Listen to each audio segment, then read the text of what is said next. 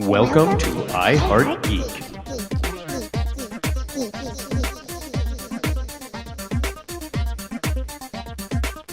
And welcome to another episode of I Heart Geek. We are talking the end of an era. We are talking, just a thing of beauty. We're talking Guardians of the Galaxy Part 3, because I got to put that right. With me today, I'm Dub. With me is Kevin. We have Tyler, and we have Ryan, who just showed up out of nowhere. I'm not even kidding. I'm not even like, oh, I guess Ryan's on the show. Cool. And that's not me complaining. Anyway, so real quick, what's your guys' first runoff you want to say about Guardians of the Galaxy 3? Let's start with Tyler. It was everything I wanted. It was James Gunn doing what James Gunn does. Yeah. It was the most fitting end I think you could really think of to this. I'm going to debate you on that, but we'll wait a few minutes on that. Yeah. Ryan, your first thoughts. It was everything I needed and as close to the video game that came out like 2 years ago as I thought we were going to ever get. Does it drop an F-bomb in it too? I think there's more swearing in the game. Kevin, what about you, bud? I laughed. I cried. The movie took me places. I think about halfway through it, I just started tearing up and crying, and I cried the rest of the movie.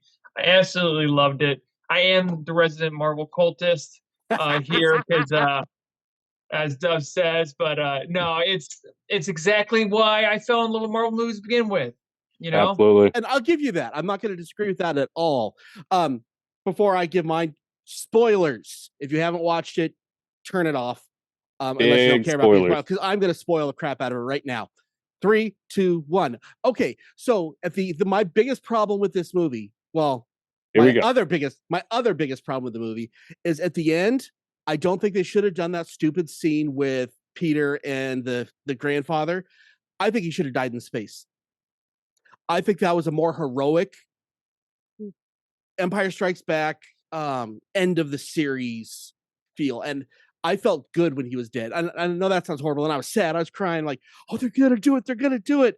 And then I thought, oh, they talked about the grandfather a lot. Crap. And then they brought him back, and I think that was a huge misstep for Marvel. I disagree. I wouldn't say a misstep. Yeah, I wouldn't say a misstep because now we're going to see Star-Lord as an Avenger. He's going to come. We're going to. In my opinion, I mean, he's on Earth now, and it wrapped up his family storyline. It wrapped up. He was always Guardians of the Galaxy with his family, and he made redemption with his family. Like that was a heart-wrenching scene whenever he saw his granddad, and he was openly sobbing. Yeah. Yeah. So now there was a how do I put it? Controversy.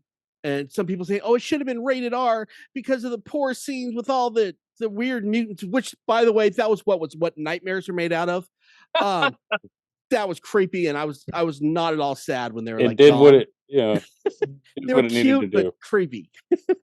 But why are people flipping out? Like this injured me. Why isn't this rated R? Or give me a trigger warning. I thought that was a little silly. I don't know if you guys, was it that traumatic? And they must have never argued with somebody about opening a car door. Simple as that. I think we've all had that experience as kids. That moment of opening up the car door back in the day. No, I mean, I appreciate, maybe it could have been R, but I don't think it should have been. And I appreciate how it made us feel things. Yeah. And I think that's why people are they felt something, you know? Yeah. And honestly, this entire phase of Marvel, I have felt nothing. This made me feel something again, and this made me happy again. You know, just to prove I'm not just like a curmudgeon about everything Marvel. This was, I think, the second best of the Guardians series. But it was really, really good. I think the first one was better. Fair enough. Yeah. Yeah. I won't argue with that. So let's talk the elephant in the room. This is the one that people are gonna. I think I haven't talked to anybody that doesn't agree, especially if you've read comics. Adam Warlock. Yep. This was what was wrong with the movie. They made him the Drax this time. Yeah, and by the way, they did fix that. Remember, I complained so much about this in the second movie that he went from being autistic to being developmentally challenged. That's how I'm nicely going to say that. In this movie, they brought him back to where he should have been. But this time they gave that to Adam Warlock, who is one of the most BA guys on the planet. Well, in the galaxy, in Marvel Universe, and they just kind of made him a bowling ball. Well, I wouldn't say it was what ruined the movie, because I think we could have had a fantastic movie without Adam Warlock. I think we should. We would have been better without him. I don't think it ruined the movie though. We were going to get introduced Adam Warlock, and they introduced Adam Warlock. That's as far as it goes. They I don't want any more Adam Warlock. You know. Well, that's the thing.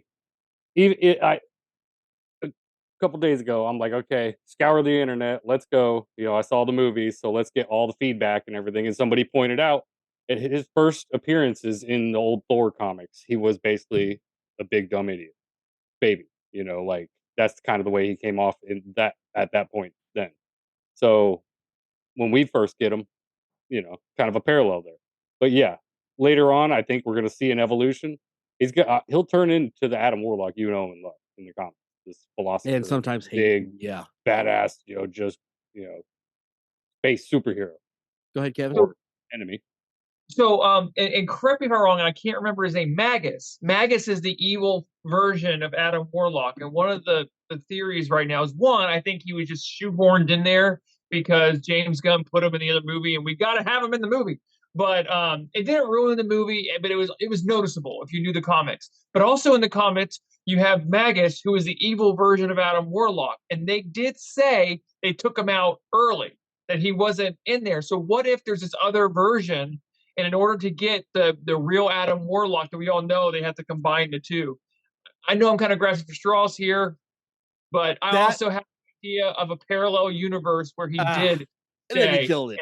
Multiverse of madness. I was so excited when you were talking about that first theory, because I'm like, that's kind of awesome. But then I'm so sick of the crutch of the multiverse. You don't like it? It's okay. We'll bring him back. It'll be better next time, which they did with Gamora. I'm so sick of the race. It's the ultimate I don't know, safety belt. You're never gonna get hurt, because no matter what you kill, it's okay. We'll bring back one from another of the multiverse. Yeah, I had basement level expectations for Will Poulter, so yeah. Once the casting choice was announced, I was like, oh, okay, we're gonna have a kid play Adam Warlock. It doesn't make any sense. There was and he looks like a child. Like, even with all the paint and makeup, he always looks like a child. Still looks like he needs to be going across country in a camper. Right. Yeah. Send him back to RV.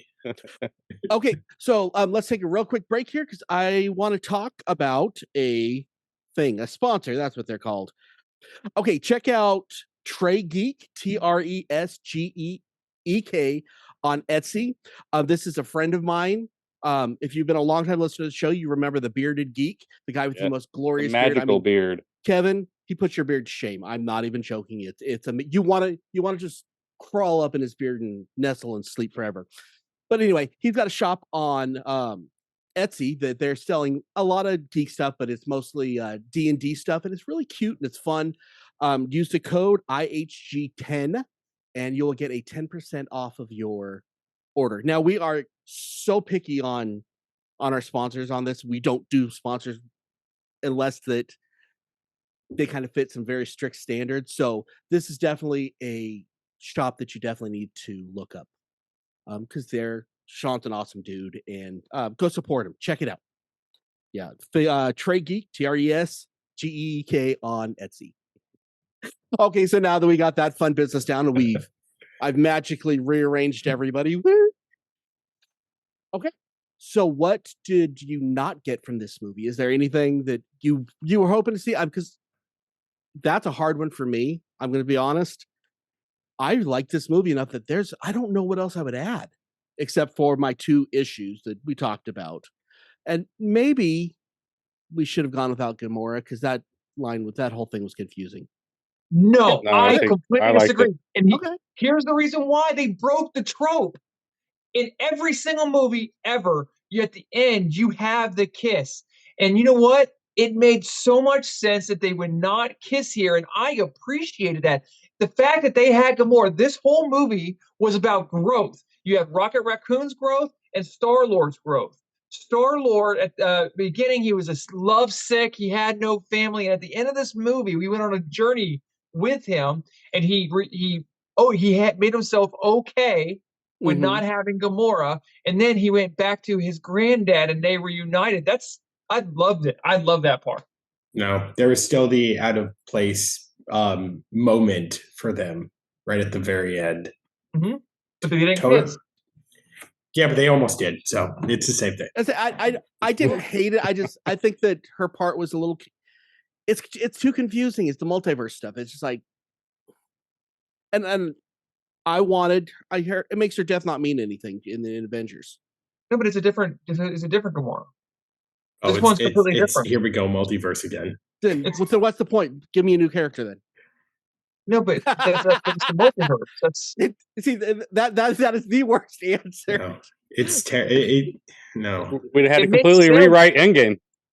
Yeah, it makes sense within the scope of the world. Don't worry, listen, we're going to get a bunch more multiverse stuff for the next 4 or 5 years, and then we're going to only do X-Men stuff. We'll never have multiverse again. And now as long as that kills the Skrulls, I'm good. But now the Thanos meme is useless. What did it cost? It cost her a couple movies. That was it. She still got a fat paycheck at the end. Exactly. Okay.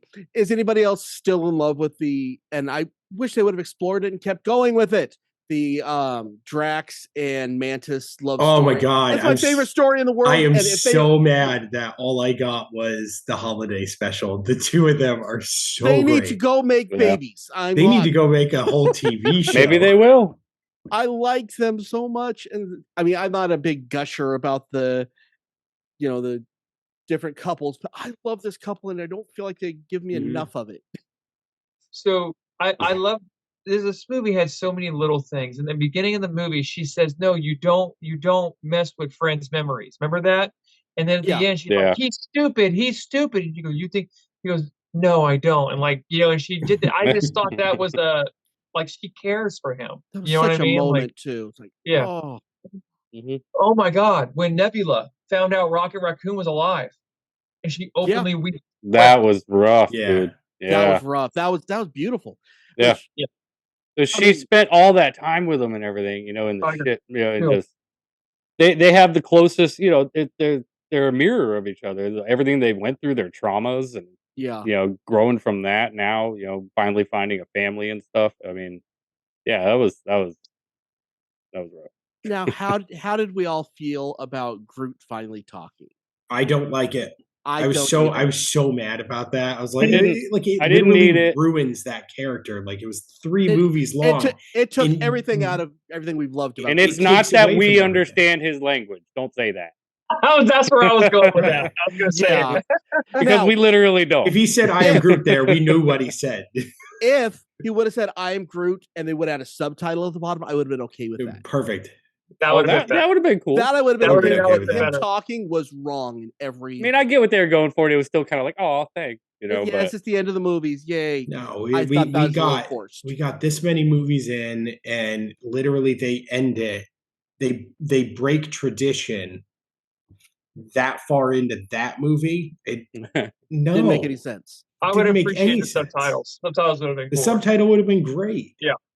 I agree. Smart. Yeah, I didn't like it. I mean, they kind of broke tradition in the first one. He said "we" or Groot. Yeah. That was more forgivable than this. When in the theater, whenever he did it, I started counting the words. I love you, and I'm like, "Oh, wait a second! There's so many more words. Too much. There's too much depth to this character now." Movie theaters counting the words. Vin Diesel got paid by a certain number of words in his contract, and he had to just that's the last one in there. That's his entire acting skill. So I mean, don't beat me up, Vin. Now they gave me a line that made me so happy because that's all I could think of the entire movie was "Your face looks like RoboCop."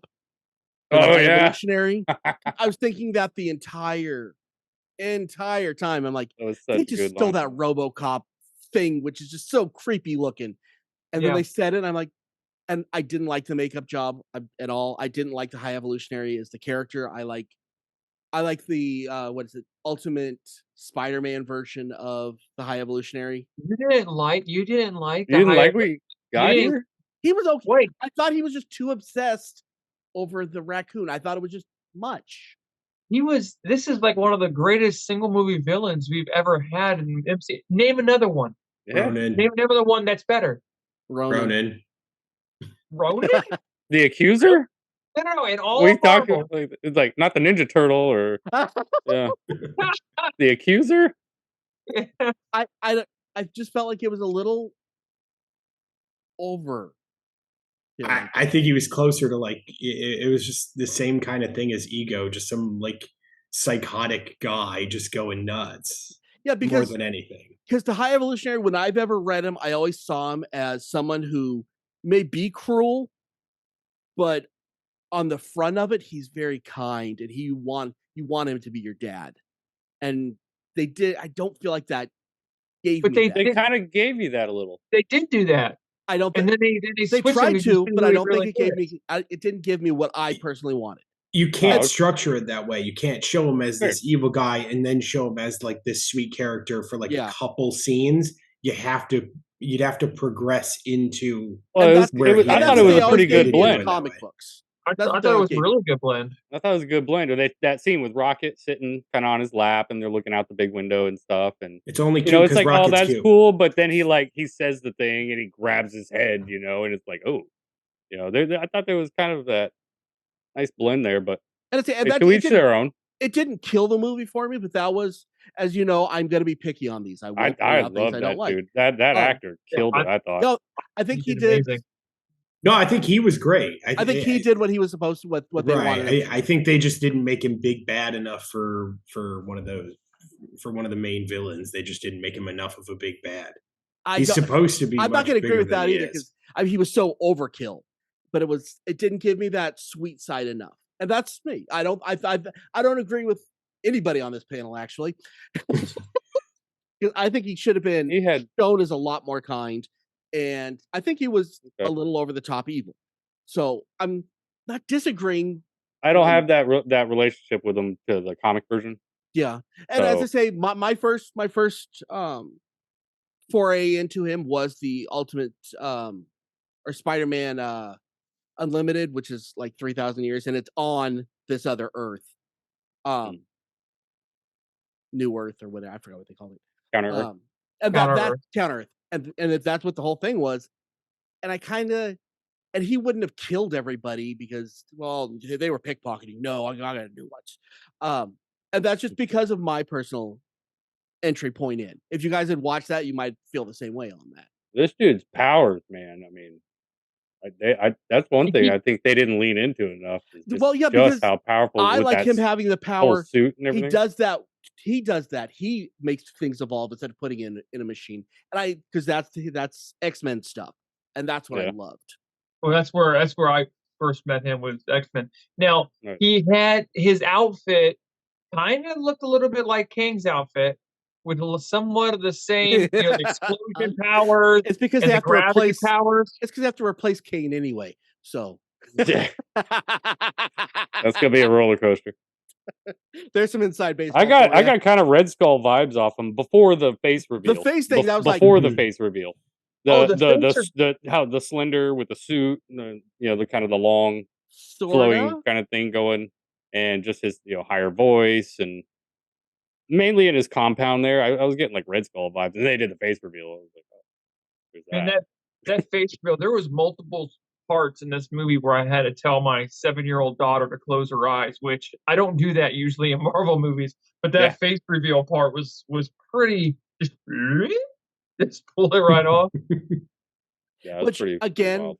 I think they took it one step. So there's things that they did take one step farther than they should, because this has been such a yes, it's a little bit dirty, but it's for kids, and they've given us that. And I feel like they just took. Like the F-bomb, I don't think they needed to drop the F-bomb. I mean... But it's, the way I looked at it, it's James Gunn. Yeah, no, I get James that. Gunn yes, we know. And John Cena. And this group knows what I'm talking about. Nothing to do with him. We're talking about James Gunn, who wrote Romeo and Juliet to now the one of the greatest trilogies in the MCU. But with that being said, I think that they should have. I think that would just, and it's little, I know, but I think that was just one step too far. I don't think it added to the movie. I wish we got a Hello Clarice with the face thing, like somebody else put it on. That would have been so funny. But that would have been another like 80s callback. Or at least somebody in the background whispering it. Yeah. Hello Clarice. Somebody probably did on set, I'm sure. I would have loved that. So anything else we want to hit on this before we give our grades? I knew as soon as it were being so cutesy, and every time you would see them, they would have that nice music playing in the nice music playing record. I was like, oh, they're all gonna die. Every single one of them are gonna die, and I was waiting for it. Well, you had to do that. I was saying that's where the people were having the trauma thing. Yeah, the poor little nightmare fuel. They're all dead. It made its impact. You know, it did. I you know. It was. I think that was traumatic for a kid, just the right amount. That's why all these teenagers that are griping about, "Oh, you needed a warning." Well, if there's going to be grown adults that are going to like that, who absolutely love animals. I mean, you're not going to be able to please everybody. Well, it's supposed to be sad. As a drama set in space, and science experiments, and guys holding people against the wall without. My wife didn't like it. Come on. She's like, there's going to be some things, right? My wife's one of those like animal people. She didn't like it, but for me, I loved it. The only thing I didn't like was like the same thing with Rocket as with Star-Lord is we get so close to a hero's death and then get denied it 2 times, and it would have been at least one of them. It would have been way more powerful. Someone should have died. Someone definitely did, and I agree with you. I think it should have been Star-Lord. All the animals. I thought he was right die. There. Whenever he was going through, and I felt like all the emotion there, like that's where I really felt the emotion. I was ready for that, then it was just like, now he's coming back, and I agree. It felt like it got ripped out of our hands when Peter started going nuts with Rocket flatlining. Yeah, that was a hard watch, just because we love these characters so much. Now, and I want to say here's another controversial thing, and I loved this movie. It was a half an hour too long, though. It just felt there were some parts that just felt like that. I think there was too many of those scenes with the animals. It was just dragged a little bit, and that's it. And this is me nitpicking. I probably did give myself one too many flashbacks to the cage. I probably one less, and I think that would have felt a lot. It would have streamlined it a little bit more. Yeah, to see what they were trying to do, trying to build that relationship and whatnot. But you're only going to be able to do so much in 2 hours. And we did. I don't feel like Groot has grown. Other than I love you guys. And I guess that was his big moment of growth. But I don't feel like we got enough of him and too much of that. Does that make sense? Yeah, maybe a little. Sure. Okay. I'll tell you, it does. What did you guys think of the end? Well, kind of the ending. When Rocket spared the High Evolutionary. Says, I'm a freaking guardian of the galaxy. He didn't kill him. And I'm a little conflicted about that one. I get it, be the bigger man type of thing, maybe, but at the same time, that whole movie, I was hating that guy. They could have wanted used to see that rest of his face blown off. They could have said, "No, I'm a guardian of the galaxy," and then slipped. Oops. kind of Deadpoolish. Yeah, he actually dropped his gun. Yeah, I wish he would have. But and that way he's still the good guy. Yeah, it needed it, and you needed and that I think that's now that we're talking about it. I think that's my problem. Is there's the lack of finality in this movie. I think they try to leave the door cracked for like every character in case they want to reuse that. If Phase 5 is going to suck as much as Phase 4, let's try to get this guy back. I believe it's been said, at least as far as the team goes, we're going to see team members and but stuff. Not that team. Yeah, they're not going to be guardian. Well, we got the new Guardians, but I still want to follow. I still want to follow see those the Ravagers. Can I stop?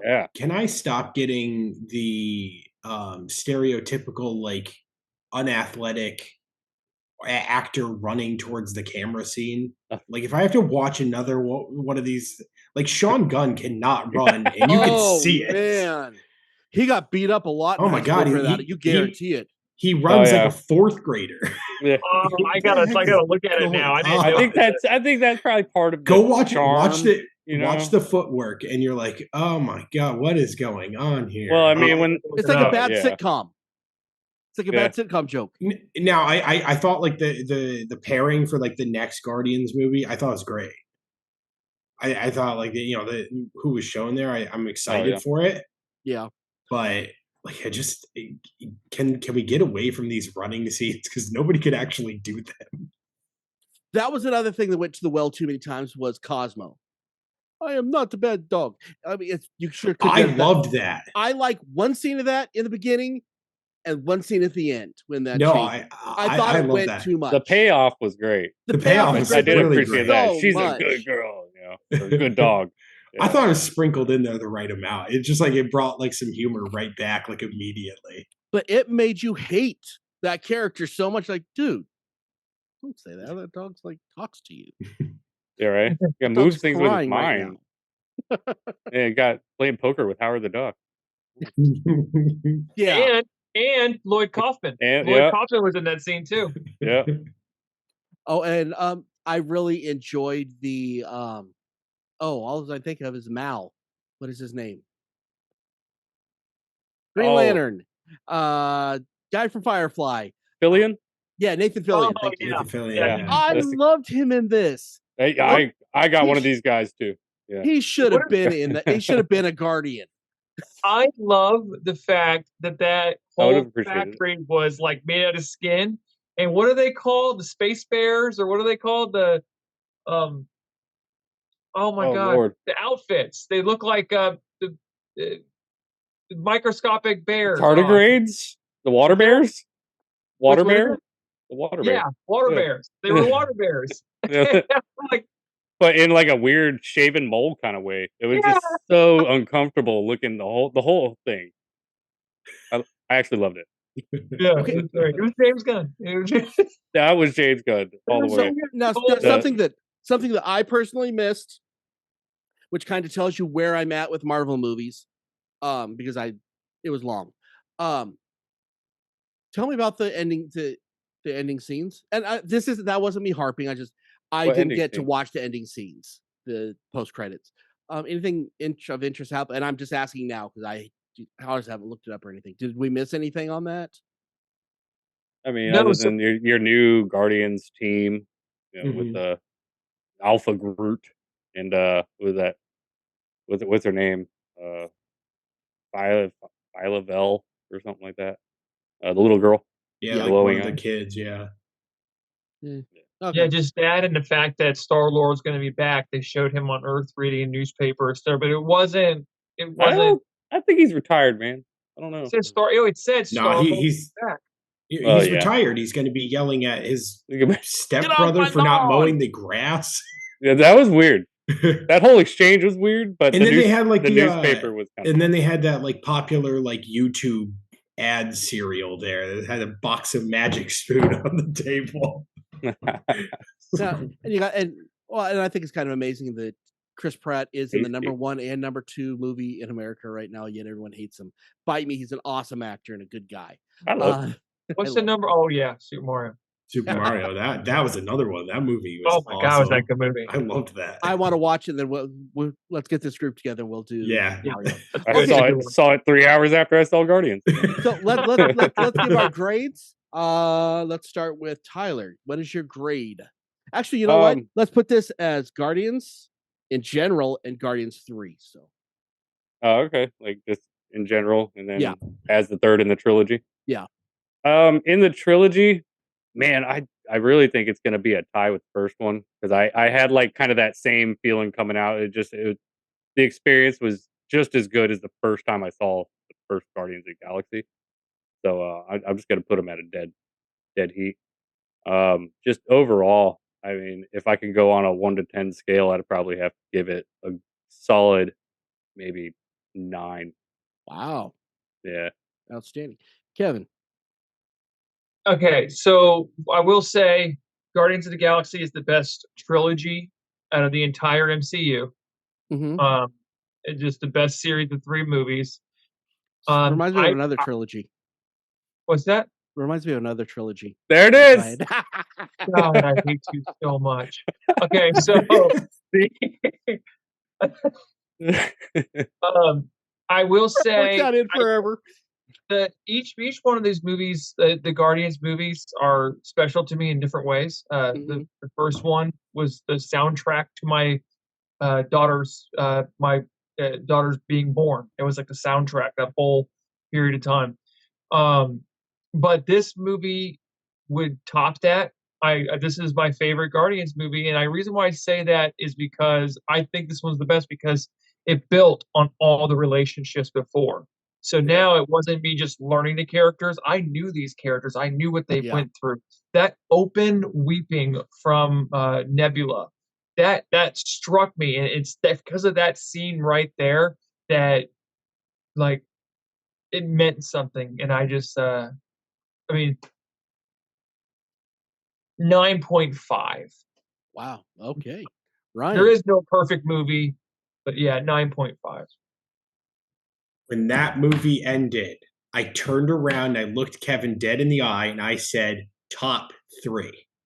Realistically, it's probably top 5, but for me, it's top 3. Guardians of the Galaxy is the only group that I had any comic book reading on before the movie came out. I was really into the Guardians of the Galaxy, and then the first movie got announced. That first one is really, really special to me. I am officially still denied what I want from the comic books, which is Star-Lord and Iron Man, because the banter in the comic books is like 10 times funnier than anything they've done in the movies. This movie, I agree with Kevin, 9.5. Guardians of the Galaxy is the most special thing about the MCU to me. I cannot wait for the next one. I loved the first one. I loved the second one. I loved the third one probably the most. This is the timeline I'm part of it that I'm the most happy with of everything in the MCU. Nice. You, sir, are the first person I've ever heard say that the comics or something you really loved before the Guardians came out. Which is saying something because most people haven't read. I swear to God, I was actually I had most people were like, issues. Who? I remember being I was in a period of time where I was actually following it monthly. Wow. And it was probably 2 months into me doing that, and then they announced the movie. Oh, cool! Wow. Yeah, so it was I was really excited about it when we got this announced. Okay, so if you're watching this on YouTube, I highly suggest looking at Kevin because his head's about to explode. This is my second favorite Star Wars trilogy ever. God, I hate you so much. I do put it up there. I'm not lying. It was this good. Be cool, dude. Be cool. Oh. I think this trilogy is the best thing that's come out of the Marvel universe. If I'd never watched another Marvel movie, I'm okay. I loved this. I mean, my harping on Marvel lately is very, very well documented. But I think this was a redeeming thing for Marvel. If they would have just given me this, I could not say a bad thing about Marvel anymore. If they would have knocked off the whole last what's that called? Mode Phase or whatever. 4. Huh? Phase 4? Yeah. They would have just knocked off 99% of Phase 4 and gave me this. I'm okay because this was that good. I think this is one of the best things that Marvel's put out. This is number 2 after the first one, but the first one was an A+ for me. That's groundbreaking. Yeah.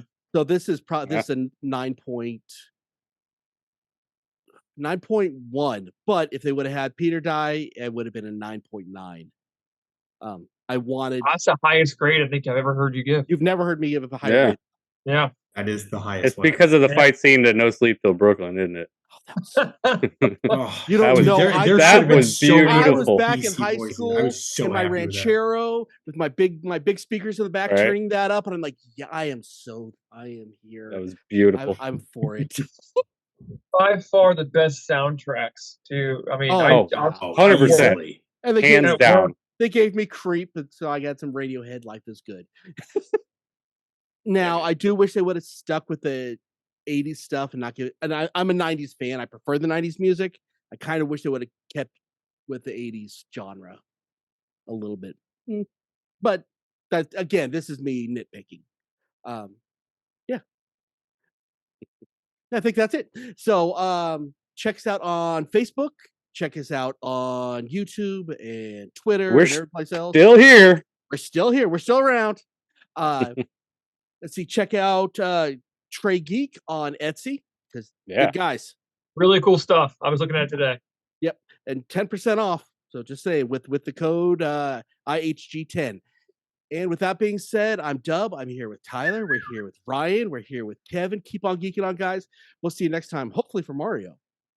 Yeah. It's a me, Mario.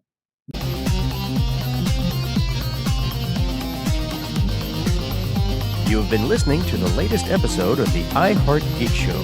Make sure you visit our website at www.iheartgeekshow.com. Make sure to follow us on Instagram, Twitter, and Facebook. And if you check us out on YouTube, make sure to like, comment, and subscribe. And keep on geeking on to all of you geek rock stars.